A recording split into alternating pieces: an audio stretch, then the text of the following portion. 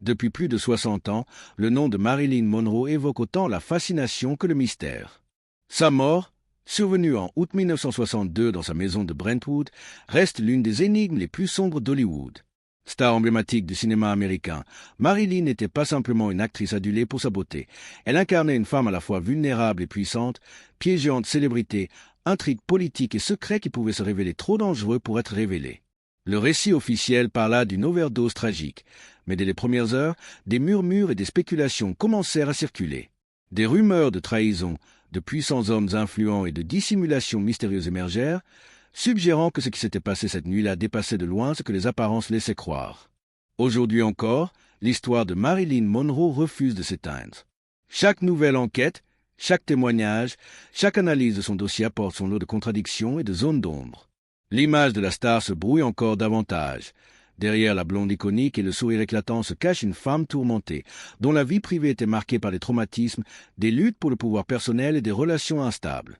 Du nom qu'elle portait à sa naissance, Norma Jean Mortenson, à la légende mondiale qu'elle est devenue, son parcours reflète autant la fragilité que la résilience. Norma Jean est née à Los Angeles dans des circonstances difficiles. Sa mère, Gladys, souffrait de troubles mentaux sévères et son père était absent, laissant l'enfant sans véritable repère familial. À seulement 9 ans, elle est placée dans le système des familles d'accueil, voyageant de foyer en foyer, parfois dans des orphelinats, toujours en quête de stabilité. Cette enfance instable marqua profondément sa personnalité.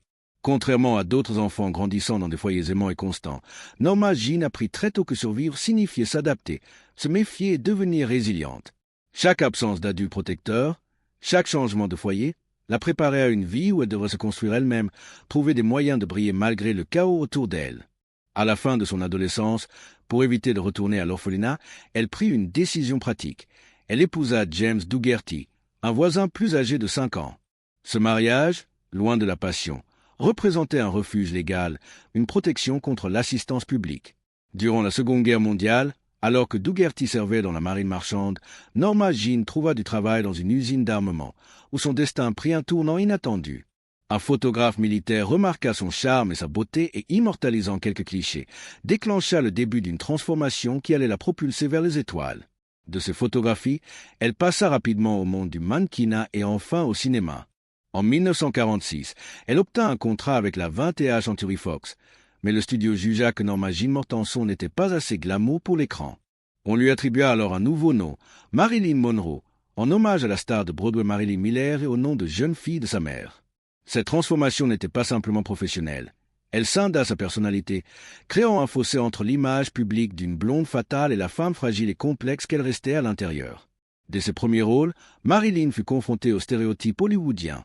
Malgré son talent, les studios la cantonnaient dans des rôles superficiels, la réduisant à l'archétype de la blonde naïve. Le public l'adulait, mais ceux qui connaissaient son intelligence et sa profondeur intérieure savaient que cette façade ne révélait qu'une fraction de sa véritable identité. Derrière le glamour et la célébrité se cachait une femme en lutte contre ses propres traumatismes, son anxiété et ses démons intérieurs, un conflit qui ne cesserait de l'accompagner tout au long de sa vie. L'histoire de Marilyn Monroe n'est donc pas seulement celle d'une star hollywoodienne. C'est le récit d'une survie, d'une lutte pour l'indépendance, de l'ascension fulgurante d'une femme qui voulait être reconnue pour son talent autant que pour sa beauté, et des ombres mystérieuses qui entourent sa mort. Alors que nous explorons sa vie, ses combats et le mystère qui persiste autour de sa disparition, il devient clair que Marilyn Monroe demeure bien plus qu'une icône. Elle est une énigme qui continue de captiver le monde. Les débuts de Norma Jean et la naissance de Marilyn Monroe. Avant que le monde entier ne connaisse Marilyn Monroe, il y avait Norma Jean Mortenson, née le 1er juin 1926 à Los Angeles. La vie de Norma Jean commença dans un contexte fragile et instable où l'absence de figure paternelle et la santé mentale précaire de sa mère, Gladys, laissèrent l'enfant sans véritable repère familial. Gladys souffrait de troubles mentaux graves, ce qui la rendait incapable de fournir à Norma Jean le soutien émotionnel et la sécurité dont une enfant a besoin pour s'épanouir.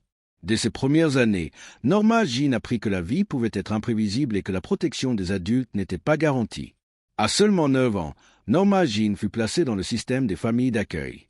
Entre 1935 et 1942, elle voyagea de foyer en foyer, parfois logée dans des orphelinats, toujours à la recherche d'un semblant de stabilité qui ne venait jamais.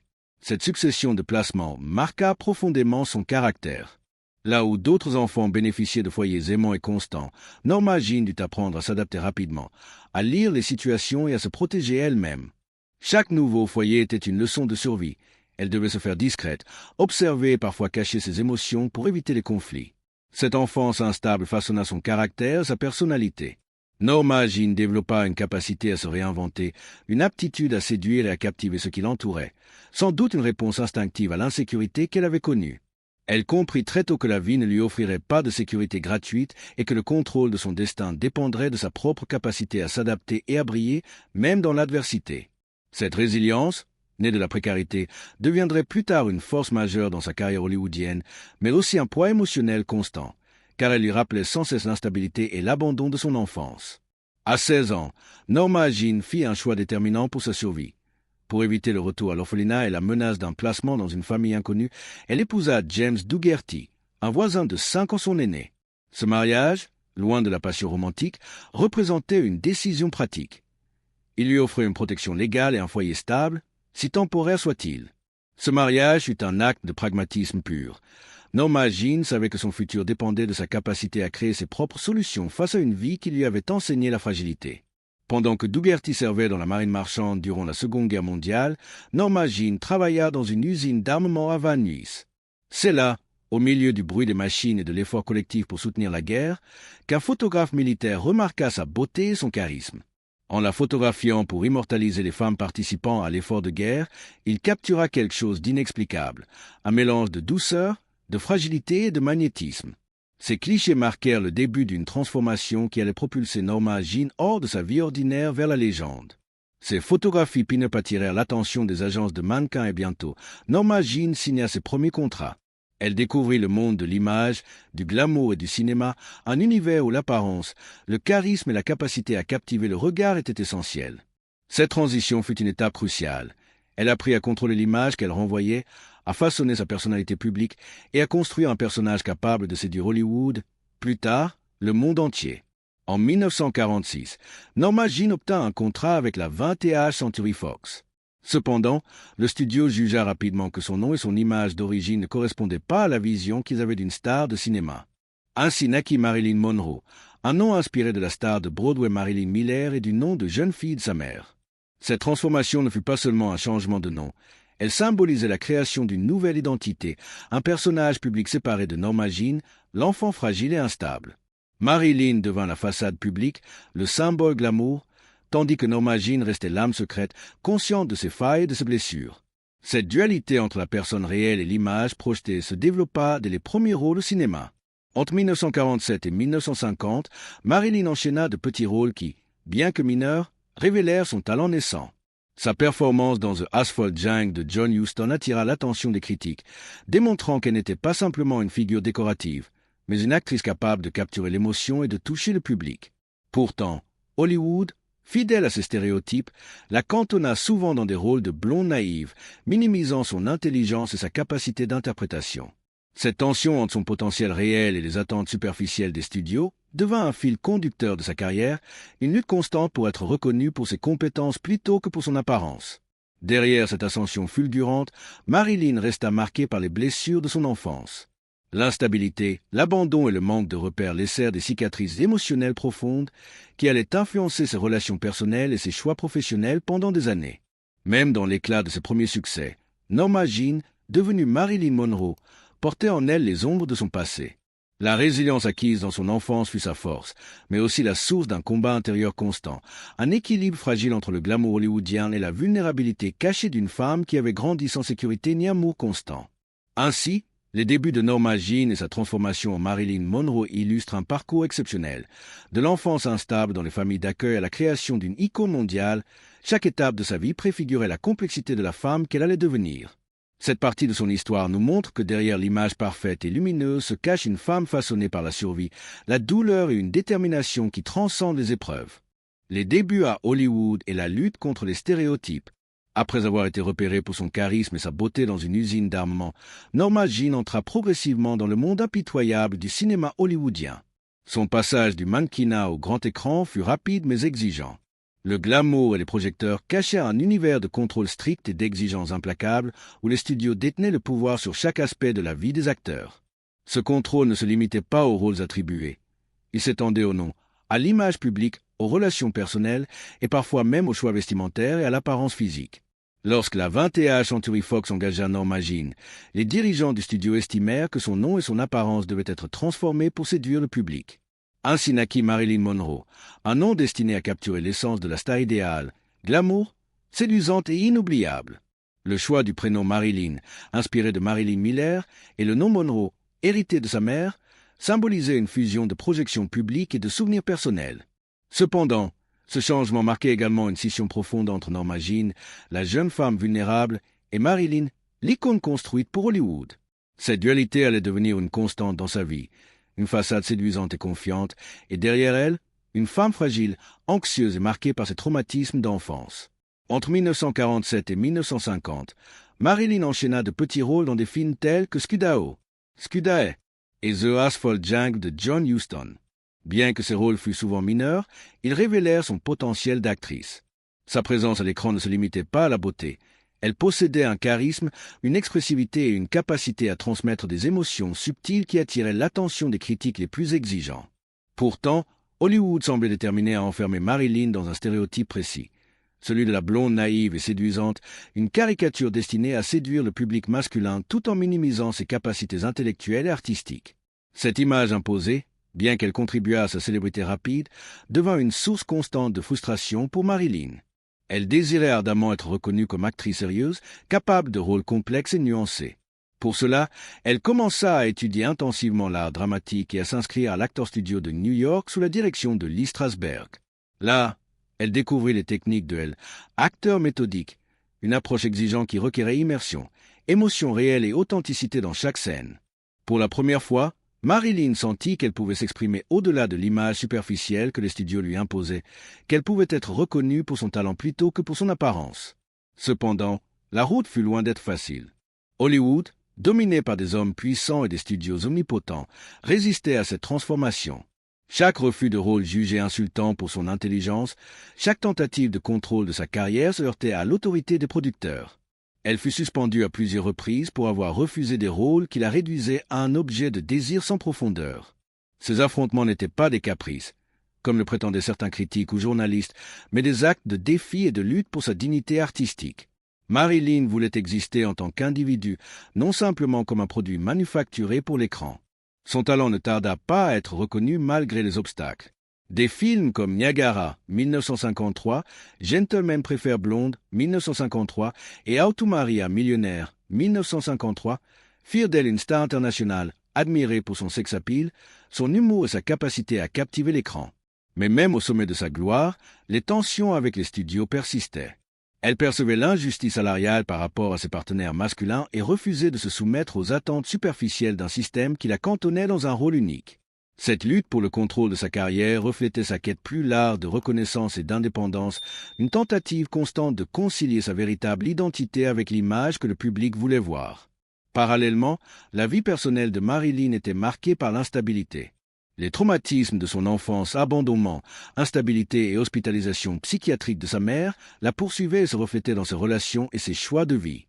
Elle cherchait désespérément l'amour et la sécurité, mais les relations qu'elle établissait reproduisaient souvent les schémas de son passé. Le glamour hollywoodien ne pouvait masquer ses luttes internes. Anxiété, insomnie et dépendance aux médicaments sur ordonnance commençaient à s'installer, créant un cycle de fragilité qui allait perdurer. Ainsi, les débuts de Marilyn Monroe à Hollywood furent un mélange d'opportunités et de contraintes. Elle gravit rapidement les échelons de la célébrité, devenant un symbole mondial de beauté et de séduction, tout en luttant contre les stéréotypes qui la limitaient et contre les blessures émotionnelles de son passé. Sa détermination à être reconnue pour son talent et non pour son apparence, sa volonté de prendre le contrôle de sa carrière malgré la pression des studios et sa résilience face aux défis personnels préfiguraient la femme complexe et tragique qu'elle allait devenir. Marilyn Monroe n'était pas seulement une actrice ou un sex-symbole. Elle était une pionnière, une femme qui défiait les normes d'Hollywood et cherchait à exister pleinement dans un système qui préférait la réduire à une image. Cette lutte entre son moi intime et son personnage public allait continuer à influencer sa carrière et sa vie personnelle, jetant les bases des conflits et des tragédies qui marqueraient ces années suivantes. Les relations, mariage et lutte personnelle. Derrière l'éclat et le glamour, la vie sentimentale de Marilyn Monroe reflétait la complexité de son âme et les cicatrices laissées par son enfance instable. Si Hollywood la voyait comme une star lumineuse et confiante, la réalité était bien différente. Marilyn cherchait désespérément l'amour, la sécurité émotionnelle et un foyer stable, des éléments qu'elle n'avait jamais connus enfant. Ses relations furent souvent marquées par l'espoir, mais se soldèrent fréquemment par la douleur, la trahison et le sentiment d'abandon, reproduisant le schéma de son passé. En janvier 1954, Marilyn épousa Joe DiMaggio, légende du baseball et icône américaine. Aux yeux du public, ce mariage semblait l'union parfaite de deux icônes nationales, la star de cinéma et le sportif adulé. Mais derrière les apparences, les différences étaient profondes et irréconciliables.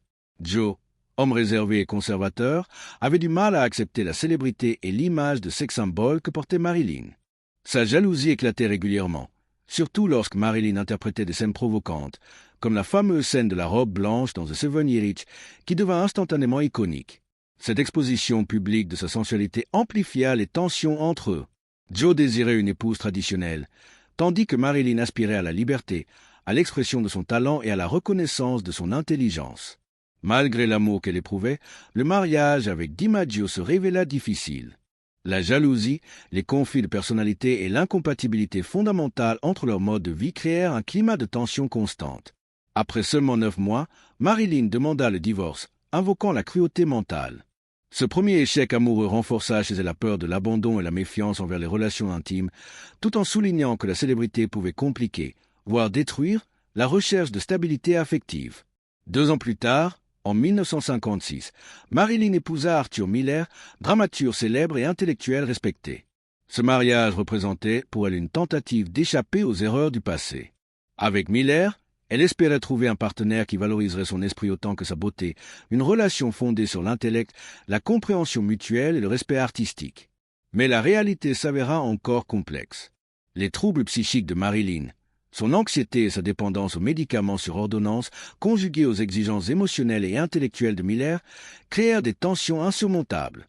Marilyn cherchait à être aimée, validée et comprise, mais Miller, bien qu'intelligent et sensible, restait parfois distant et critique. La découverte que Miller exprimait à des amis sa déception à son égard fut vécue comme une trahison dévastatrice. Leur mariage, qui avait commencé avec espoir et admiration mutuelle, s'effondra en 1961, laissant Marilyn face à un sentiment d'isolement profond. Ces expériences sentimentales répétées renforcèrent son sentiment de vulnérabilité et sa difficulté à faire confiance, accentuant la solitude derrière le sourire public qu'elle continuait de projeter. Parallèlement à ces mariages et relations, Marilyn développa une dépendance croissante aux médicaments sur ordonnance. L'insomnie chronique, l'anxiété et la pression constante pour performer et maintenir son image publique la poussèrent à s'appuyer sur des barbituriques pour dormir et des stimulants pour rester éveillée. Ce mélange dangereux alimentait un cycle de dépendance et d'épuisement émotionnel. Ses collègues et amis remarquaient qu'elle devenait de moins en moins fiable sur les plateaux. Retard, oubli de réplique, absence soudaine. Ce que beaucoup considéraient comme un comportement non professionnel n'était en réalité que l'expression extérieure d'une femme submergée par ses démons intérieurs. Les relations amoureuses de Marilyn étaient également entremêlées avec ses espoirs de sécurité et d'acceptation. Chaque tentative de bâtir un foyer stable, de trouver un amour durable, se heurtait à la réalité de sa vie publique et à ses propres traumatismes d'enfance. Les blessures de l'abandon et du manque de sécurité affective la poussaient à rechercher intensément l'amour, parfois avec des attentes irréalistes ou dans des contextes émotionnellement compliqués. Ces mariages avec DiMaggio et Miller illustrent cette tension, un besoin profond de connexion et de validation face à des partenaires incapables de répondre pleinement à ses besoins émotionnels. Malgré ces difficultés, Marilyn ne cessa jamais de chercher l'équilibre entre sa vie professionnelle et personnelle. Elle aspirait à l'indépendance artistique et au respect, tout en souhaitant une vie intime stable et épanouissante. Ses luttes personnelles et ses échecs amoureux ne faisaient pas qu'accentuer sa fragilité. Ils soulignaient également son courage, sa détermination à poursuivre l'amour et la reconnaissance dans un monde qui n'était souvent ni indulgent ni compréhensif. Ainsi, les mariages et relations de Marilyn Monroe révèlent une femme complexe, tiraillée entre ses besoins affectifs et les exigences d'une carrière publique. Chaque union et chaque déception furent autant de miroirs reflétant ses blessures d'enfance et ses aspirations profondes. La célébrité, loin de la protéger, amplifiait sa vulnérabilité, créant un conflit constant entre la Marilyn publique et la Norma Jean intime, entre la femme adorée et la femme en quête de sécurité. Cette période de sa vie, marquée par l'amour, la trahison et la dépendance, pose les bases des événements ultérieurs qui mèneront à ces derniers combats, aux tensions sur les plateaux et aux relations controversées avec des figures politiques influentes. Les cicatrices émotionnelles et les traumatismes de Marilyn ne faisaient que renforcer son humanité et sa profondeur, montrant qu'au-delà de l'icône glamour, elle était avant tout une femme à la recherche d'un foyer, d'un amour véritable et d'une reconnaissance authentique. Les derniers combats professionnels et la spirale de l'instabilité. Au début des années 1960, Marilyn Monroe avait atteint le sommet de la célébrité mondiale. Elle était adulée par des millions de fans à travers le monde et chaque apparition publique ou film faisait la une des journaux. Mais derrière ce succès éclatant, sa vie était devenue une véritable tempête. Les luttes internes et les traumatismes non résolus se mélangeaient à la pression constante de Hollywood, créant une spirale d'instabilité difficile à contenir. Son dernier grand projet cinématographique, Something Has Got to Give en 1962, illustre parfaitement cette période tourmentée. Alors qu'elle était censée incarner un rôle exigeant, les difficultés personnelles de Marilyn se reflétaient sur le plateau. Elle arrivait souvent en retard, oubliait ses répliques ou se retirait complètement de certaines scènes. Les réalisateurs, frustrés par ce retard, voyaient en elle une actrice peu fiable, alors qu'en réalité, son comportement était la manifestation d'une anxiété croissante, d'une insomnie chronique et d'une dépendance aux médicaments prescrits pour maintenir sa santé mentale fragile. L'industrie du cinéma n'était pas tendre. Hollywood voyait en Marilyn un produit précieux, un atout à exploiter plutôt qu'une artiste à soutenir. Chaque conflit avec les studios, chaque refus de rôle qu'elle jugeait superficiel ou dégradant était perçu comme une insubordination. Les critiques publiques et les rumeurs renforçaient l'image d'une femme difficile et capricieuse, alors qu'elle luttait en réalité pour maintenir un semblant de contrôle sur sa carrière et son identité. Cette tension entre image publique et réalité personnelle accentuait son isolement et sa détresse émotionnelle. Les troubles psychologiques et la dépendance de Marilyn s'aggravaient dans ce contexte. L'insomnie persistante la laissait épuisée, incapable de se concentrer correctement sur son travail. Les anxiolytiques et les barbituriques, prescrits à la fois par des médecins et sous pression des studios pour maintenir son apparence et sa disponibilité, créaient un cycle dangereux de dépendance et d'épuisement. Ces comportements irréguliers sur les plateaux, souvent interprétés comme de la nonchalance, étaient en réalité des symptômes visibles d'une lutte intérieure intense et d'une détresse croissante. Et voilà, l'histoire de Marilyn Monroe, entre éclat et mystère, touche à sa fin, mais les questions restent. Était-ce un suicide, ou a-t-elle été réduite au silence à cause des secrets qu'elle portait? Sa vie nous rappelle que derrière chaque icône se cache une personne avec ses forces et ses faiblesses. Si cette plongée dans le destin de Marilyn t'a captivé, laisse un like, partage tes théories dans les commentaires et abonne-toi pour ne rien rater des mystères fascinants de l'histoire.